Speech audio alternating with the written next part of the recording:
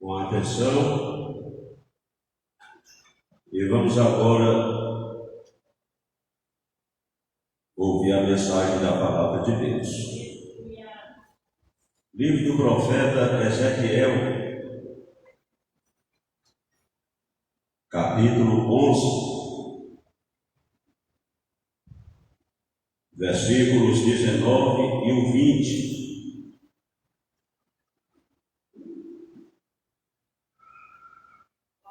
Eu vou esperar mais alguns instantes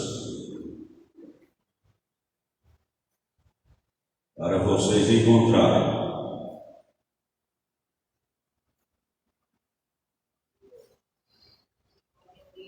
Livro do profeta Ezequiel, capítulo 11, versículos 19 e o 20. E lhes darei um coração, e lhes darei o mesmo coração, e um espírito novo porei dentro deles, e tirarei da sua carne o coração de pedra, e lhes darei um coração de carne, para que andem nos meus estatutos e guardem os meus juízos e os executem, e eles serão o meu povo, e eu serei o seu Deus.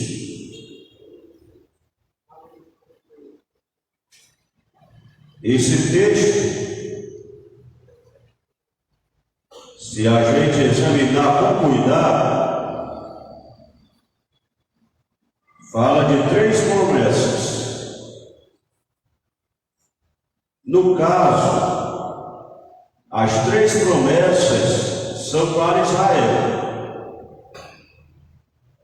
A primeira promessa é a promessa de unificação. Lhes darei o mesmo coração. A segunda promessa é a da renovação. Um espírito novo porei dentro deles. E a terceira promessa é a da transformação. Tirarei da sua carne um coração de pedra e lhes darei um coração de carne. As 3 promessas têm alguns propósitos. Quais são os propósitos? Primeiro, para que andem nos meus estatutos. Segundo propósito, guardem os meus juízos. Terceiro propósito, executem. Resultado das promessas, que são 3, dos propósitos, que são 3, quais são os resultados? Eles serão o meu povo e eu serei o seu Deus. Isto aqui é a síntese, é o esboço desta reflexão. Vamos a elas. O profeta Ezequiel, ele é conhecido como profeta das visões. É chamado profeta das visões porque a maioria das mensagens que Deus lhe deu, o deu em visões. Ezequiel significa Deus fortalece. Ele é um dos profetas maiores. Os profetas maiores messiânico, Isaías, é o profeta das lágrimas, Jeremias,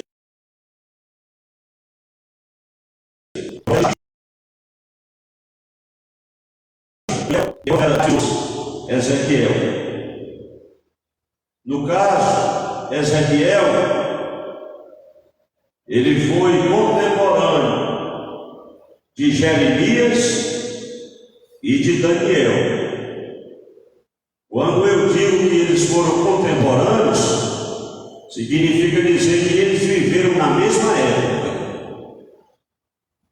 No caso, Deus levantou Jeremias, e Jeremias centralizou o seu ministério na cidade, Jerusalém. Deus levantou Ezequiel, e ele centralizou o seu ministério no campo. Deus levantou Daniel, e ele centralizou o seu ministério no palácio. O ministério de Ezequiel durou 22 anos. Ele era de linhagem sacerdotal. O pai de Ezequiel era sacerdote. Ezequiel provavelmente também seria sacerdote.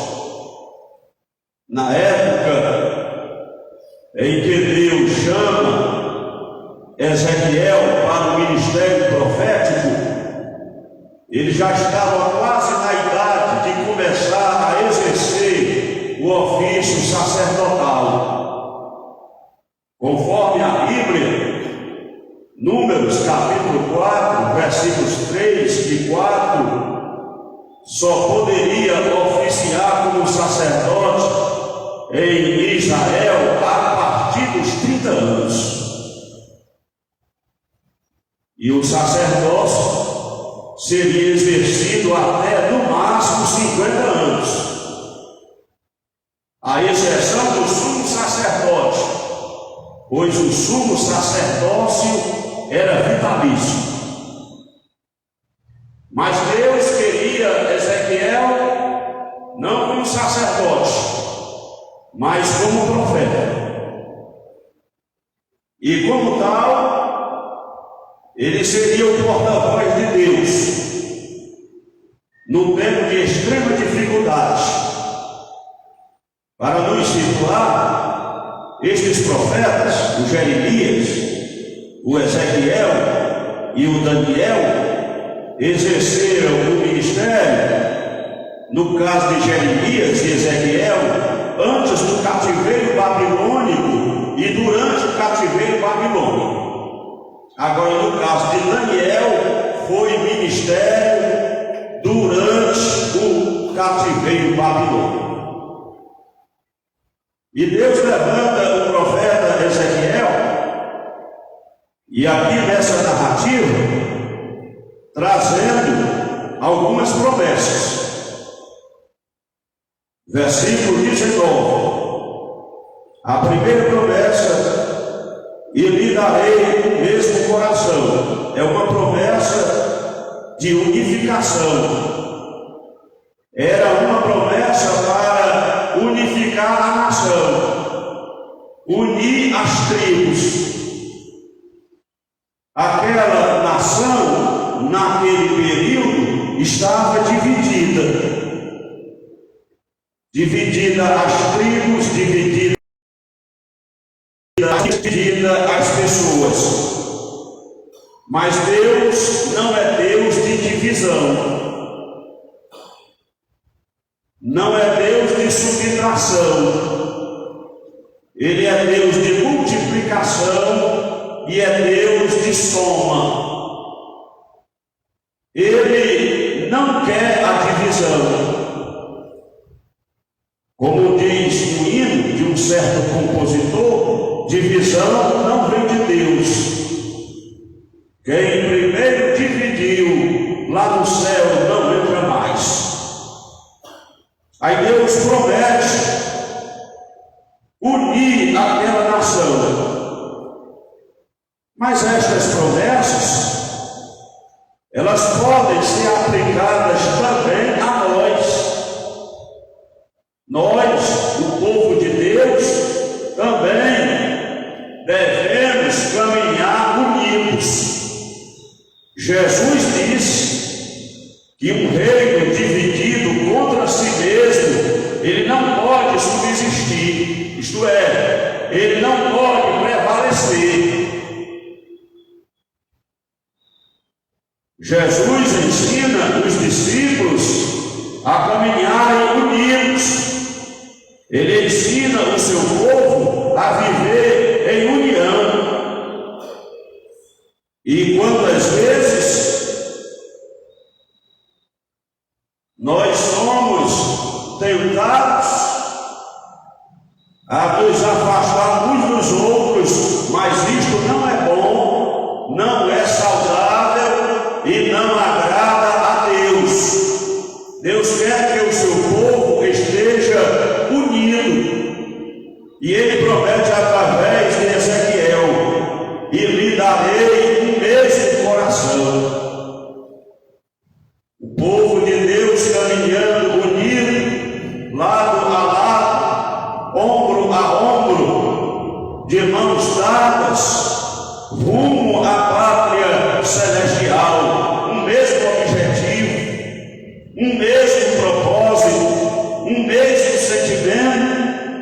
A Bíblia fala de sorte que haja em vós o mesmo sentimento que houve também em Cristo Jesus.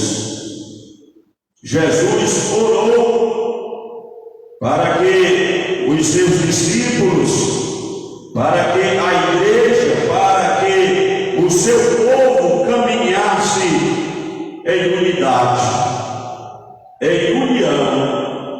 Na oração sacerdotal, João capítulo 17 e o versículo 21, ele ora ao Pai dizendo: para que todos sejam um, como tu, ó Pai, tu és em mim e eu em ti, que também eles sejam um em nós, para que o mundo creia que tu me enviaste. A oração de Jesus, a oração sacerdotal, João 17, no caso aqui o verso 21 que eu li, Jesus orava ao Pai e pedia ao Pai para que todos sejam um. Ele orava ao Pai pela unidade, ele orava no sentido de que o seu povo caminhasse unido, para que todos sejam um, como tu, ó Pai, o és em mim. Jesus disse: eu e o Pai somos um. Ele aplica essa verdade para que os seus discípulos fossem um, assim como ele e o Pai eram um. Prosseguindo no texto: tu em mim, eu em ti, que também eles, no caso dos discípulos, os que já haviam crido, os que haveriam de crer, aí nos alcança a nós. Aí Jesus diz: para que eles sejam um em nós, para que o mundo creia que tu me enviaste. Aí no caso, para que a união prevaleça em nosso meio, nós precisamos ser humildes, precisamos perdoar e ser perdoados, precisamos ser tolerantes, compreensivos, respeitosos, atenciosos, submissos. Se isto não estiver implantado em nós, dificilmente a união prevalecerá. Mas a vontade de Deus é que o seu povo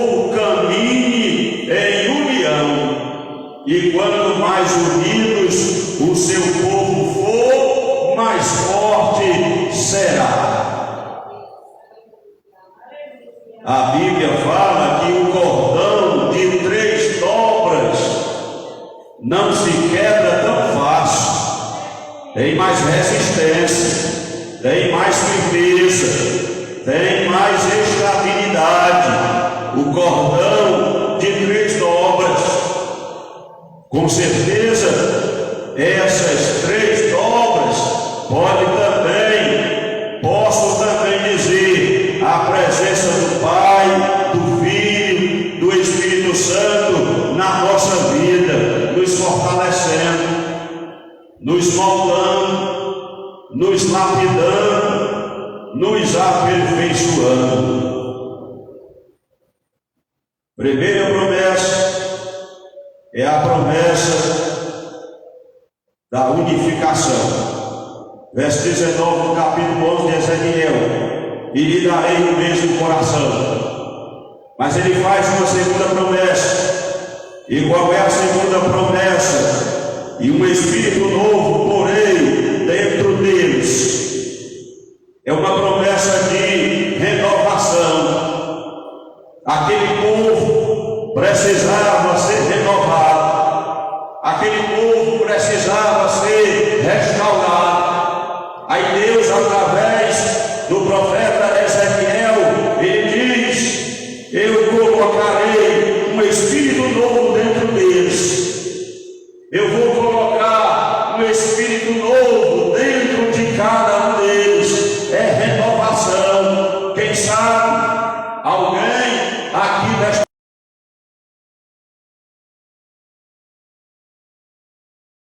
ele coloca um espírito novo dentro de você,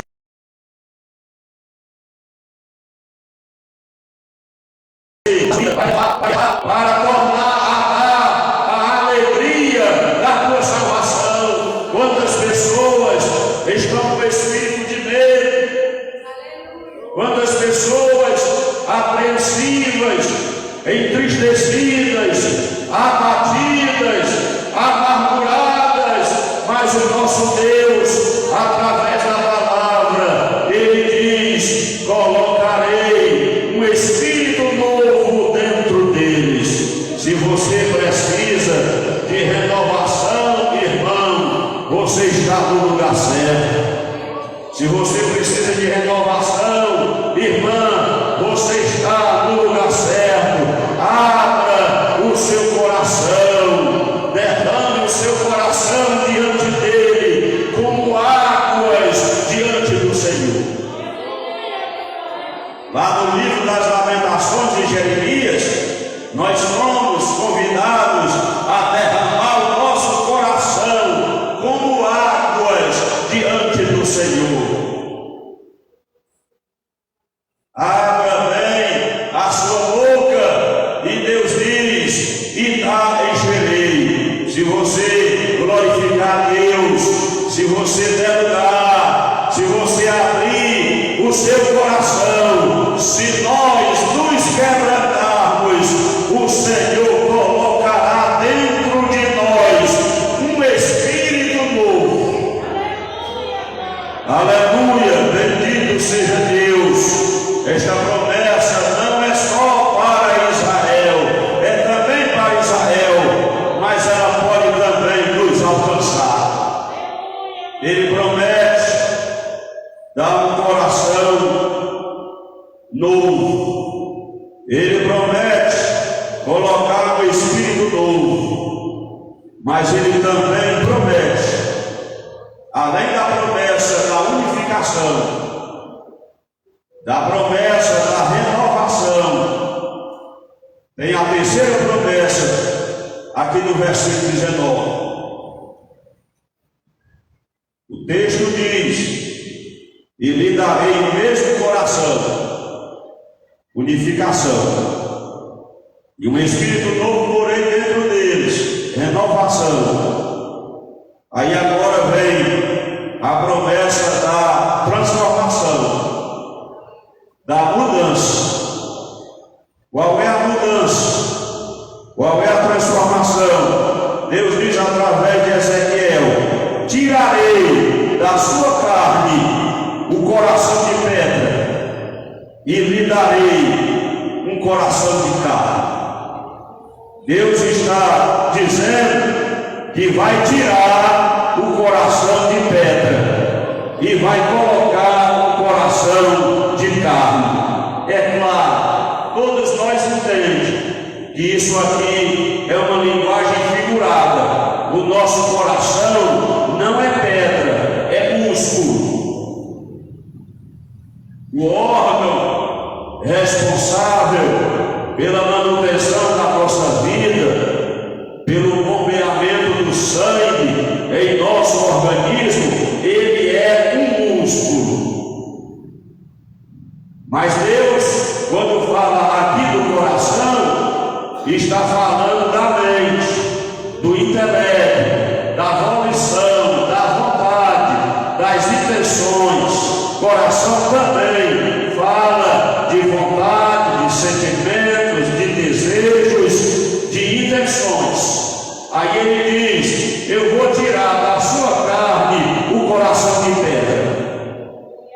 Quantas vezes o nosso coração ele fica endurecido?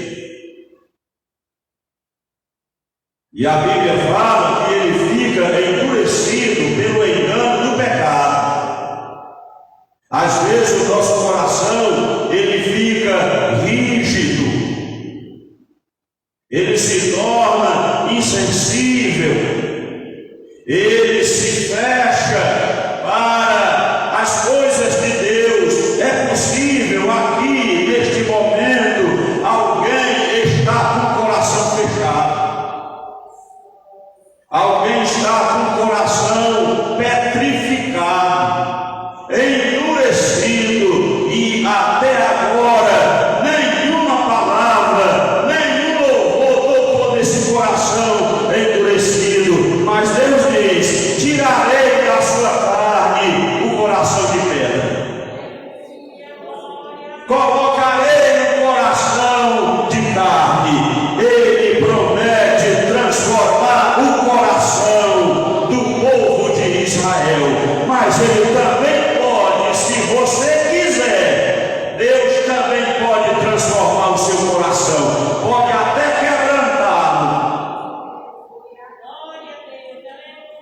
para que nós possamos, quebrantados e contritos, dizer como Samuel: fala, Senhor, o teu servo ouve.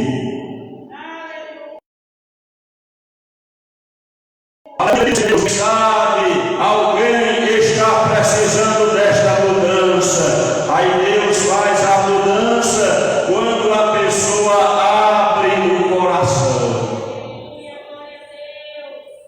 É por isso que ele diz várias vezes na sua palavra: se hoje ouvirdes a minha voz,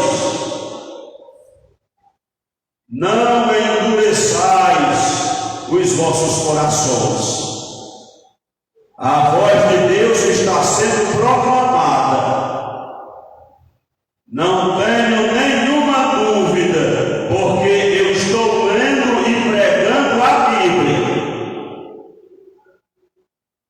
E se eu me mantiver lendo e pregando o que está escrito, é a voz de Deus através da palavra, a revelação escrita e a palavra oral. Se hoje ouvirdes a minha voz, o Senhor ainda fala aqui para nós: não endureçais os vossos corações, não endureça o seu coração, abra o seu coração. Senhor, muda o que precisa ser mudado, tira de mim o que precisa ser tirado, transforma em mim o que precisa ser transformado. Senhor, eu estou inteiramente nas tuas mãos.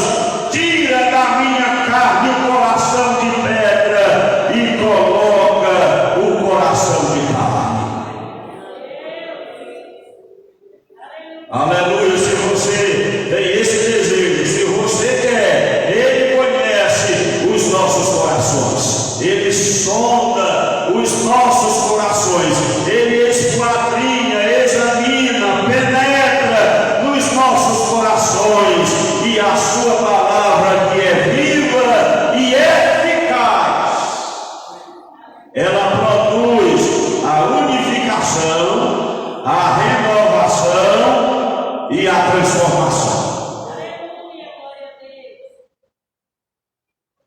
Já falei das 3 promessas.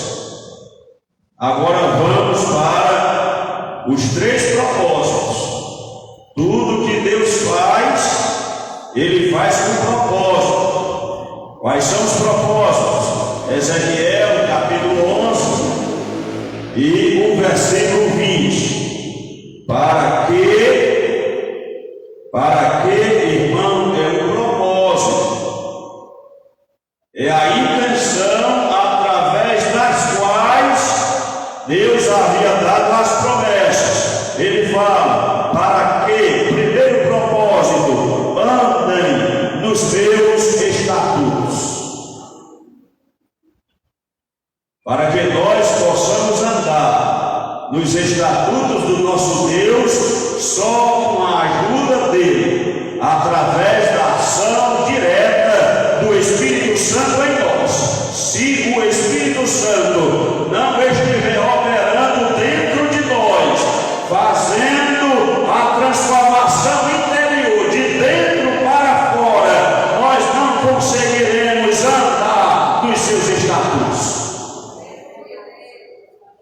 Poderá andar nas inclinações da carne, nas inclinações das concupiscências da carne, na cobiça da vida, mas não andará nos estatutos do nosso Deus. Agora, o Espírito Santo habitando em nós, o Espírito Santo transformando a cada dia e cada vez mais o nosso interior, ele vai nos habilitar para que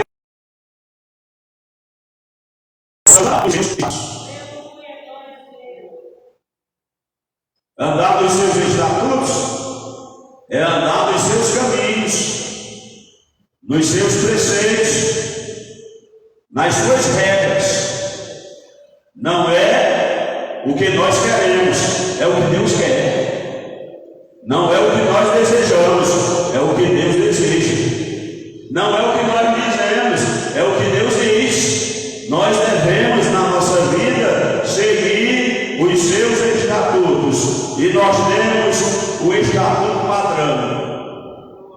E qual é o estatuto padrão da igreja? A Bíblia Sagrada, a inerrante, a infalível, a santa, bendita e gloriosa Palavra de Deus. Essa aqui, a Bíblia Sagrada.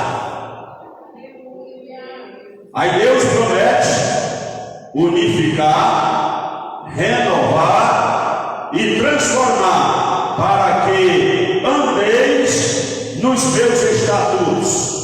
Além de andar nos estatutos, segundo propósito, guardeis os meus juízos. Geralmente, os juízos são declarações de julgamento que Deus diz que vai fazer.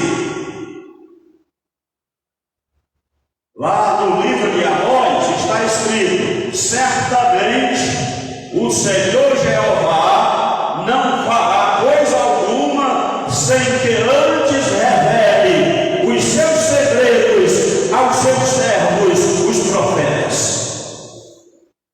Está lá escrito em Amós, capítulo 3: pois os profetas veterotestamentários já revelaram os juízos de Deus que estão contidos na Bíblia. Na Bíblia há pelo menos 8 juízos de Deus. E esses juízos, essas declarações, nós devemos guardar. Qual é o sentido de guardar os seus juízos? É levar a sério as suas declarações.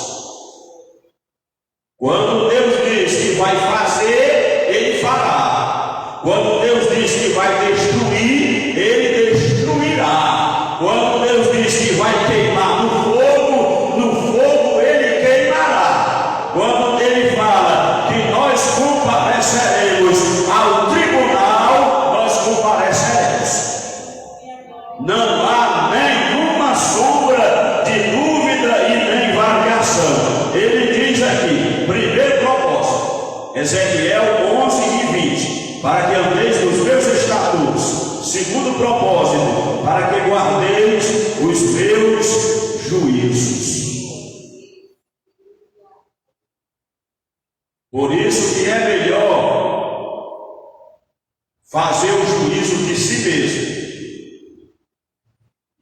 Qual é o juízo de si mesmo? É o exame que nós devemos fazer na nossa própria vida. É também na Santa Ceia, mas é em toda a nossa vida. Examine-se, pois, o homem a si mesmo, e assim coma deste pão e beba deste cálice. Quando nós examinamos a nós mesmos, nós temos a oportunidade de nos consertar, de nos corrigir, de melhorar, de pelo menos tentar mudar naquilo que somos faltosos. Não adianta apenas reconhecer, eu reconheço, eu sou bruto mesmo. Já é um ponto a pessoa reconhecer que é grosseira, que é bruta, que é ignorante. Eu reconheço, eu não tenho paciência não. Às vezes eu falo que não convém. Isso aí já é um passo, mas não basta a pessoa reconhecer que erra e permanecer errando. Errar é humano, permanecer no erro é burrice,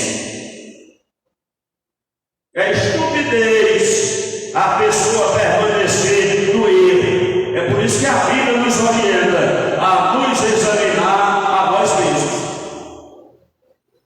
O Espírito Santo, ele convence, ele fala, ele reclama, ele convence do pecado, da justiça e do juízo. Quando nós erramos, a consciência reclama. A consciência reclamando é o Espírito Santo que ainda está agindo. Aí a pessoa deve procurar se consertar, deve procurar mudar naquilo que tem errado. Glória a Jesus. Você acredita que Deus está falando com você através dessa palavra? Você acredita que Deus me trouxe aqui para ouvir essa palavra? Pode ter certeza, a palavra é de Deus. Eu não preciso.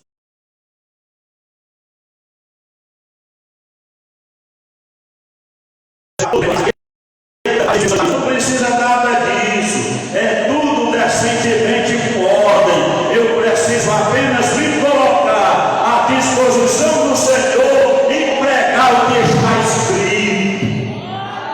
E pregar a palavra. Quem ouvir, que ouça. Quem deixar de ouvir, que deixe. Mas saberão, conforme Deus disse a Ezequiel, que no meio deles esteve o profeta. Ezequiel, prega a minha palavra. Quer ouçam, quer deixem de ouvir. Ezequiel, eles são casa rebeldes. Não foi assim que Deus disse a Ezequiel? Ezequiel, tu vai pregar para pessoas de coração duro, de semblante duro. É a chamada de Ezequiel, lá no capítulo 2. E quantas vezes pregamos a palavra de Deus nesta mesma condição? Mas o nosso dever, a nossa tarefa é pregar. Primeiro propósito, para que andem nos meus estatutos. Segundo propósito, para que guardem os meus juízos. Eu não prego inventando, eu prego a Bíblia. Aqui não tem invenção, aqui tem Bíblia. Versículo 20: para que andeis nos meus estatutos, guardeis os meus juízos e os executeis. Quer dizer, ele estava dizendo que o propósito era para que o povo executasse a palavra, para que o povo colocasse em prática a palavra de Deus. Vocês lembram o episódio? Eu digo o episódio, todos vocês lembram. Jesus estava ensinando a palavra e uma multidão estava presente. Aí a mãe dele e os irmãos dele estavam fora querendo falar com ele. Aí alguém chegou para Jesus e disse: a tua mãe e os teus irmãos estão lá fora e querem falar contigo. Aí Jesus disse: sabe quem é a minha mãe? Sabe quem são os meus irmãos? São aqueles que ouvem a minha palavra e a Eu estou citando este fato só para fazer a citação. E a família de Jesus é quem ouve a palavra e a executa. Executar a palavra é viver de acordo com ela. É seguir a regra áurea da palavra. Em tudo e por tudo não é o que nós queremos, é o que a Bíblia diz. Não é o que nós estamos sentindo. Às vezes nós sentimos tanta coisa que não é de Deus.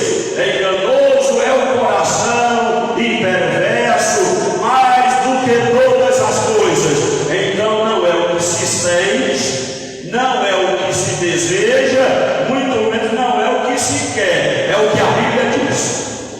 É o que a palavra de Deus diz. É o que está escrito. Está escrito, tem respaldo na palavra de Deus, então devemos seguir à risca.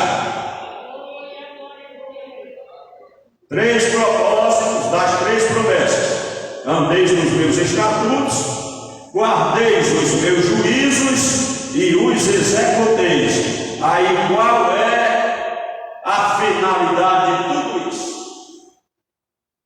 Na prática, aí Deus fala, aí Deus diz, Ezequiel 11, 20, a parte final: e eles serão o meu povo. Até ele dizer, eles serão o meu povo, há uma série de exigências.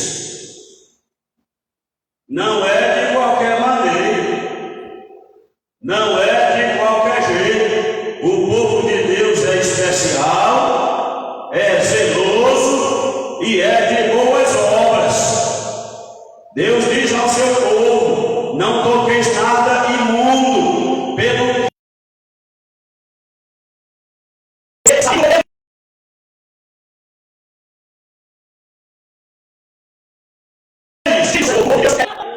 vocês sabem, no meio do povo há um povo. No meio do povo há um povo. No meio da igreja há os escolhidos. Aqueles que foram escolhidos, que são a propriedade peculiar, exclusiva do nosso Deus. Ele fala: e eles serão o meu povo. E eu serei o seu Deus. Aleluia, bendito seja Deus. Quando nós somos o seu povo, quando Ele é o nosso Deus, a nossa vida é de vitória. É aquilo que diz Provérbios, capítulo 4, versículo 18: a vereda dos justos é como a luz da aurora, que vai brilhando mais e mais até ser dia perfeito. Essa é a vereda dos justos, é o caminho dos justos. Vai brilhando mais e mais, vai brilhando mais e mais, vai reluzindo como astros no mundo, e o Senhor vai sendo glorificado através das nossas vidas. Esta é uma palavra fiel e é digna de toda a aceitação. Que Deus em Cristo continue nos abençoando. Quem pode dizer amém?